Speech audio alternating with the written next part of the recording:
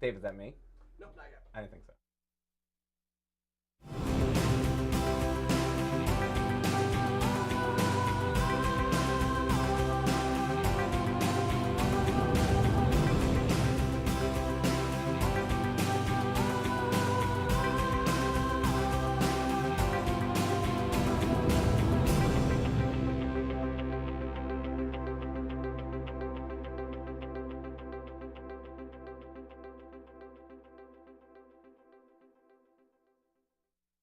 Hi, and welcome to Access Higher Ed, brought to you by Berkshire Community College here at PCTV.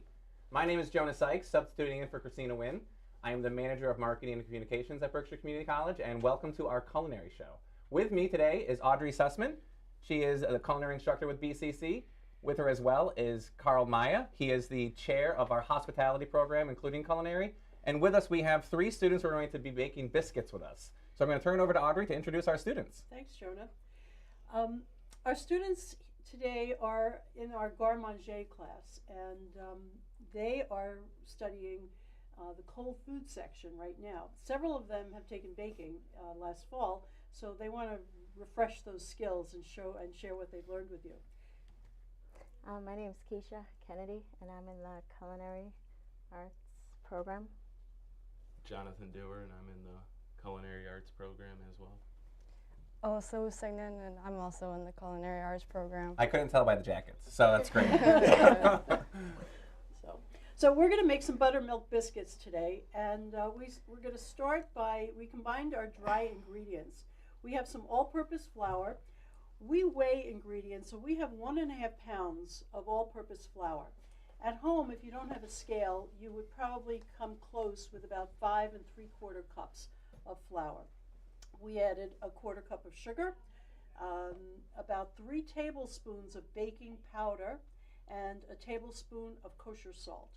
We use kosher salt whenever we cook. We use table salt to clean up oil spills. We'll talk about that some other day, though. So John is going to begin by adding bits of butter to the flour mixture. We've got 2 sticks of unsalted cold butter. And he's going to toss it around in the flour, and he's going to break it up into pea-sized pieces. And why do you break up the butter into smaller pieces like that? John, you want to jump in here? Well, you use your fingertips instead of your palms because your fingertips are colder. So, yeah, go on. Yeah. You could have said because I was told to as well. Well, we leave bits of butter. I do this drawing in class, and I always flunk the art part of teaching. But if you leave these little bits of butter surrounded by flour, when it goes into the oven, the butter melts, and it leaves this little air pocket where it used to be. And the butter melts into the surrounding flour. And that little air pocket is what makes things crisp. Oh. And flaky. So we use this technique when we're making pie crusts, when we are making puff pastry dough, and now that we're making biscuits, that is the same technique. We want to leave air for flaky biscuits. So while John is breaking up the butter, and we want the flour and the butter to be kind of a crumbly mix, Alyssa's going to get started with 3 whole eggs. Most recipes, if they don't specify, you want large eggs. Mm-hmm. That's the standard size and measurement. So we use large eggs for everything in school. And she's going to combine those eggs with 12 ounces of buttermilk. When John is done breaking up the butter bits, we will add the liquids to the dry ingredients. Now, people always ask, well, can't I do this by machine? Can't I put this in the mixer? That was my next question. Okay, actually, yeah. well, you can. But you want to be very careful that you don't mix the butter so that it's totally broken down. Right. You want to leave those bits. So don't go off and answer the telephone. Don't, take a break and go get a cup of coffee while the mixer is running. You really have to keep your eye on it. And yes, you can, and then you can do it in a mixer or a food processor. Just pulse it. So let's add the liquid ingredients to the dry. So what is buttermilk as opposed to like regular milk? I'm assuming there's something that makes the buttermilk better with the biscuits than regular milk? There's an acid, Okay. an acidic quality to buttermilk. Oh. And So it wouldn't be good it's in my coffee. I don't think so. I don't think you'd like the taste too much. So, okay. Keisha's going to get this, or Alyssa's going to get it stirred up. You can use, we're going to make a little well in the center of the flour in the bowl and pour the liquid in. You can use your hands to mix it, or you can use a rubber spatula. I find that I like to get it started with a rubber spatula, and then I move to my hands. I want to know how things feel. Right. And touching biscuits or bread, until you have done it by hand, Yeah. you don't know when it's right. Now there's something else that's interesting. You know, I said 1.5 pounds of flour or about 5 3/4 cups of flour. Weighing ingredients is a much more effective way, a much more accurate way of portioning your ingredients than cups and teaspoons. Somebody packs a cup a little bit tighter, somebody has a heaping teaspoon. So that's why in a professional kitchen we weigh all of our ingredients. The other reason, especially with flour, that it's an approximation is because some flour is actually drier than other flours. It depends upon where the flour was grown, where it was milled, when it was milled. Sometimes, so you've probably seen recipes that say add 5 cups of flour, add another tablespoon or 2 if needed. Right. They don't want you to add all of it because it might be too dry or it might be too wet. So that's why, because it depends upon the growing of the flour. Right. So this looks pretty accurate in terms of the amount of flour versus liquid. This is supposed to be semi-sticky, not too bad, not unwieldy. And Keisha is going to roll it out.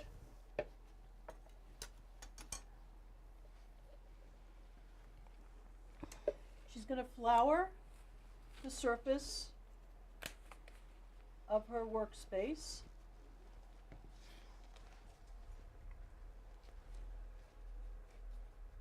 And we don't want to overmix or over-roll anything. We want to just get it to be about 1 inch thick. And while she's doing that, maybe we could talk a little bit about the Culinary Arts program. Absolutely. Carl? Thanks for that introduction. Culinary Arts program started back in the 80s. When I first came to teach here at the college, we were called Hotel Restaurant Management. Same classes were offered for those students, but then we saw a need that we developed this Culinary Arts Certificate program so students could come in and get a certificate in 1 year and then go out to the workforce. That was the original plan with this. So now we've got an associate's degree in hospitality administration, which we changed the name from hotel restaurant management to hospitality. And we have a culinary certificate program on its own and a lodging certificate program on its own. This is one of the joys of my position of department chair, is that I get to come down and watch how these students grow in a short 14-week period, from coming in and never baked before to at the end of the semester Audrey does a grand buffet and they showcase what they've learned to the college community in an afternoon. And it always just, I marvel at the fact that they're baking this stuff after just a short period of time. Right. So it's a great experience. It gives new meaning to the word freshman 15 because they all put weight on, having to eat all semester. But it's you know, they're going to use this the rest of their life, whether they stay in the industry or not. Right. They're able to go home, make biscuits for themselves, or their family.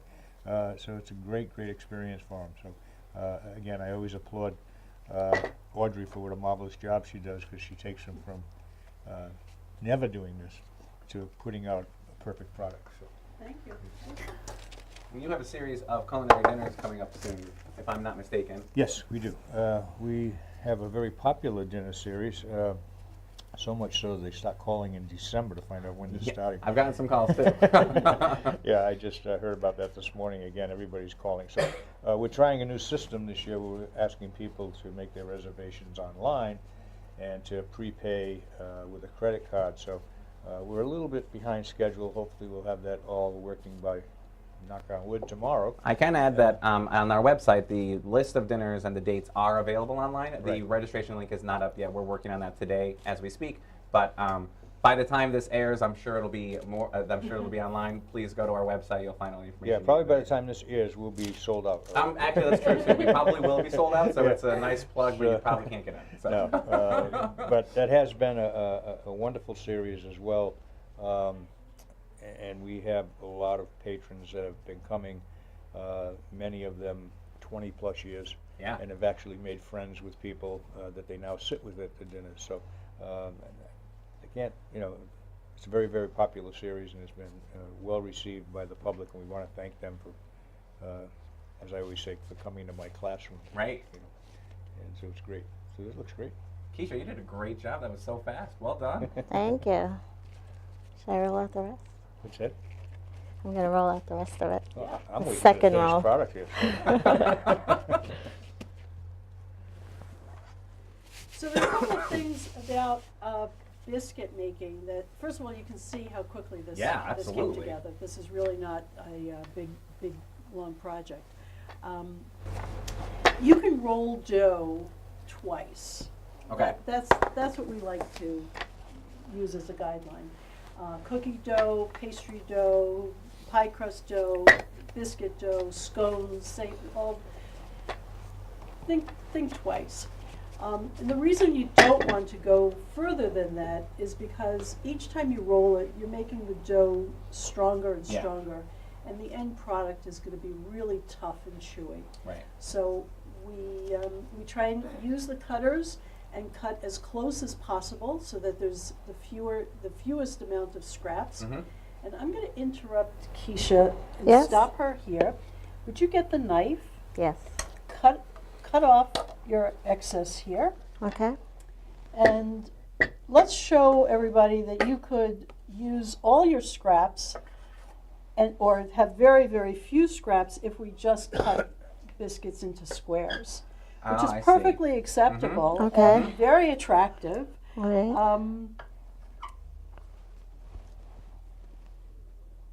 And voila, in That's- some ways, a lot less work. Yeah, and absolutely. one rolling, no scraps or very few scraps. Okay. When I make biscuits for a crowd, Mm-hmm. for a party or an event, yeah. I make them in advance. That's yeah. Most people say, oh, but they're not going to be fresh. Well, they are, because you're going to set them out like this. You can put them really close together on your sheet pan, Mhm. pop them in the freezer, put them in a Ziploc bag, count them out, portion them out, put them in Ziploc bags, and pull out those bags and bake them frozen. Really? Yes. Does that do anything to the biscuit to go from the freezer? I dare you to tell us the difference. How's that? Okay, works for me. We're going to try it in school next week. We're going to make a batch of Yeah. regular and then some that were and then frozen. some out of the freezer, and Interesting. I'll bet you will. Even if you just made your batter, just put them in the oven, right from here to there, you're saying that's probably exactly the same as if you put them in the freezer and just bake them frozen. I think I you'd love be it. hard pressed to tell the difference. Wow. And then poof, you can That have, makes events you so can much have fresh easier too. biscuits Yeah. at any time, Wow. and you make exactly the number that you need. I'm actually a pro at baking frozen food, so I think this is great. This will be your. We're gonna make you up a batch of There you frozen go. food. Yeah. That's awesome. So the next thing we want to do with the biscuits is we want to put an egg wash on top. Alyssa, Alyssa's going to get us a bit of an egg wash. An egg wash is simply an egg, Mm-hmm. beaten up a little bit and brushed on. Some people make an egg wash from just the yolk, some people make it from the white, some people use the whole egg, some people add a little water to it. I say that's all egg wash. For this product, I like to use the whole egg. I want the color of the yolk on the finished product. When it bakes up, it makes it a nice golden color. If we used just the egg white, it would give it a nice shine. Go ahead and brush them. It would give it a nice shine, but it wouldn't give it the color that's desirable. Okay.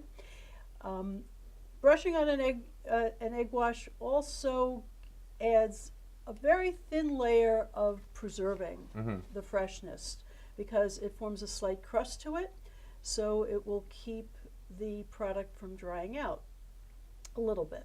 It's not the end all be all, but it does work a little bit.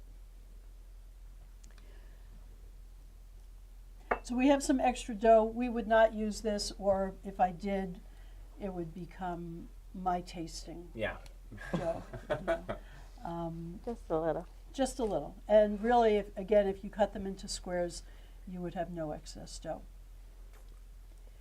You could add things to this biscuit dough. You could certainly add some like dried blueberries or dried cranberries, maybe some nuts. Yeah. My students would probably say chocolate chips, right? I can get behind that. You Would that change? I mean, you don't want to put too much in, obviously. So if Right. I decided to do, because I would probably do the nuts, chocolate chips, and the blueberries all at once. But then you're not making a biscuit anymore. You're making some sort of strange anomaly that's not going to bake well. The problem would that I think you would encounter is that all those add-ins are adding weight Right. to the biscuit, and it might not be able to rise as nicely. Oh, I see. Okay. You know, so you want to add an appropriate amount. I'd say to this amount of batter, maybe half a cup of add-ins.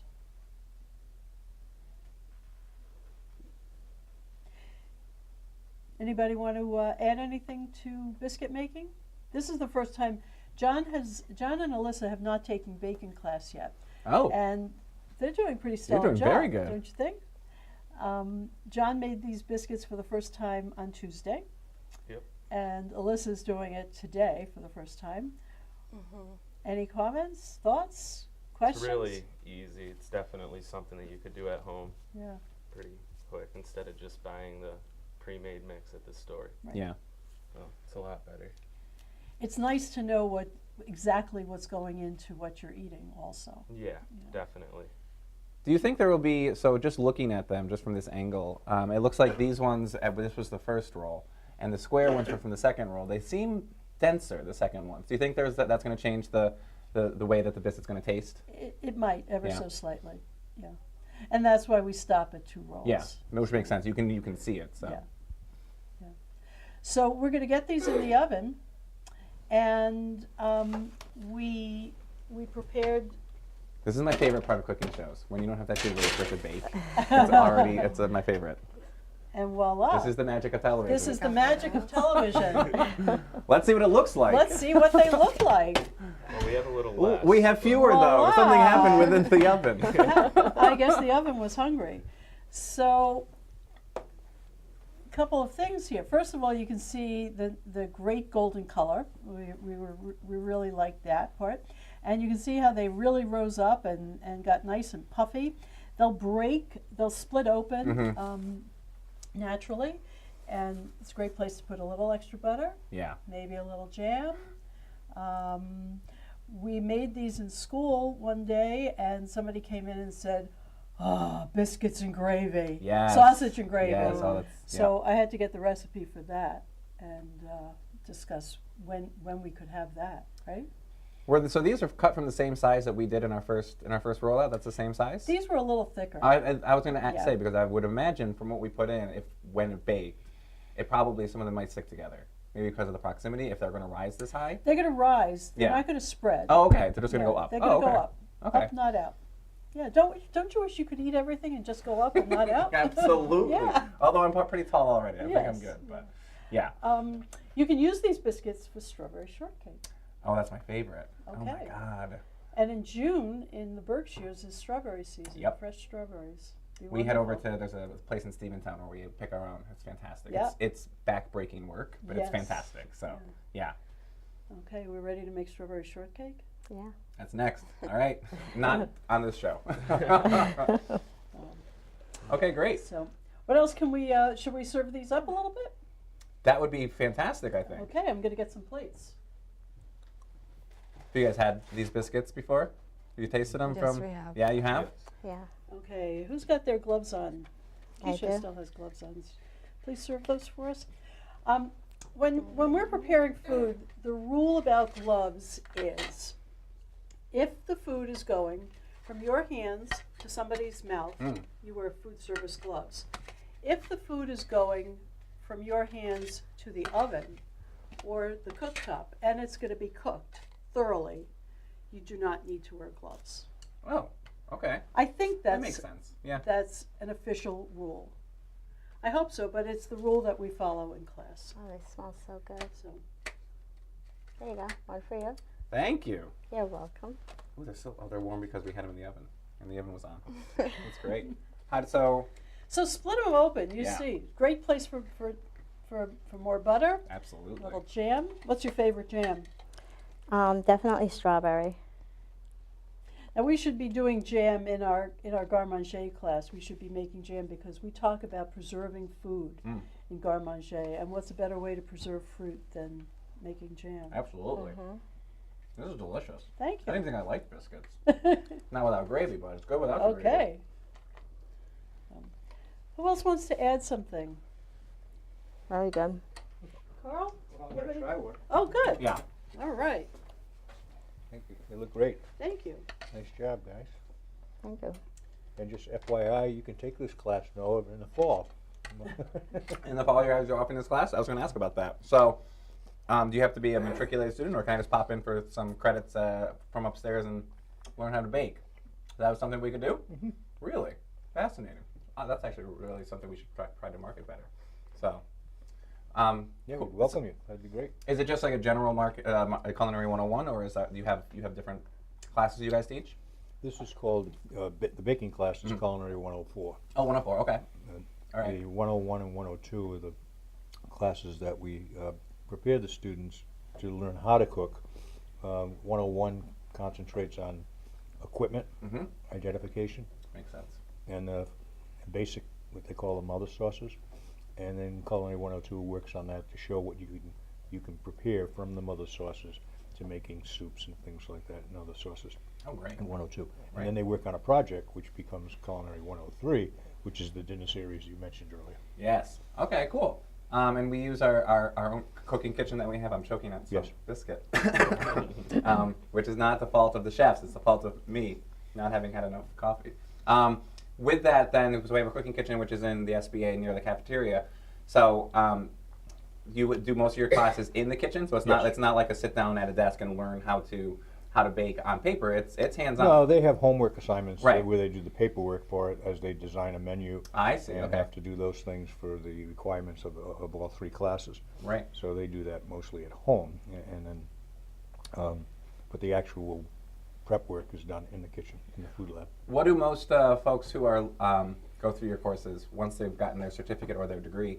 What do they end up doing? I mean, what's the? Well, some of them go in entry-level positions where Okay. they'll go become a line cook, Okay. or ironically, the last couple of years, many of these students are interested in baking, and so we've sent students out, and they've been very successful in places like supermarkets that have bakeries, and they Okay. go and learn, from our program to theirs.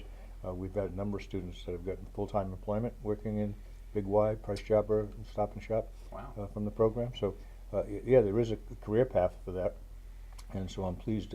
I always incorporate the supermarket business under the umbrella of the hospitality program. Yeah, which makes sense. Yeah. Even more so in the last 5 or 6, 8 years, because they're probably the biggest restaurant competitor out there. Yeah, it's true. You can call up and have dinner ready for 4, pick it up at 5 o'clock, and walk out the door. Yeah, So. we do the Big White Pizza series as often as we can. We have a little big Irish family. It's just easier. It's great for us. It's another avenue for the students to follow. You know? And do we have like matriculations out of this into a 4-year? Do we have those? Yes, sorts of we have agreements? articulation agreement with Johnson and Wales. Oh, wow. Yeah, Okay. down in Rhode Island, and that's a good program. In fact, the one I boast about all the time is David Borelli, who owns On a Roll. Yes. Just opened up a new shop in Lenox. Lenox. Yeah. Well, David was our guinea pig, so to speak. We took him from our program to come to study culinary arts. He stayed for the degree, and then he was the first student we sent to Johnson and Wales to transfer, and he was able to walk in the door. I think he took one course in the summertime, but walked in in the fall. Walked in as a junior, Wow. and graduated 2 years later. See, that's perfect. And then he came back and he opened a business and he's raising his family here, and it's the perfect ticket for us. Ironically, he went on to do his internship at the Four Seasons in Boston, and worked for a chef there. That chef became the chef at the Red Lion Inn, so he called David and said, "How would you like to move back to the Berkshires?" Wow, And then that's a small world. David moved back and he opened up his own restaurant. So it's a great story to tell students when I'm out at the high schools. Right. This gentleman sat where you're sitting today, and was able to make a career. That's fantastic. Yeah, it's a great story. That's awesome. Well, you guys enjoy your biscuits. We are out of time, so I just want to do another round of introductions just to let people know who we are. I'm Jonah Sykes. I'm the manager of marketing at Berkshire Community College. You're watching Access Higher Ed. With us is Audrey Sussman, the culinary instructor. Carl Maya, he is the head of the program in hospitality here. Our students, Keisha, Jonathan, and Alyssa. Thank you guys for being here. Thank you for baking. We're going to enjoy the rest of these, and then you guys are going to have a lovely rest of your day, and we'll see you soon. Thank you so much. Thank you. Thank you. Thanks. Thank you.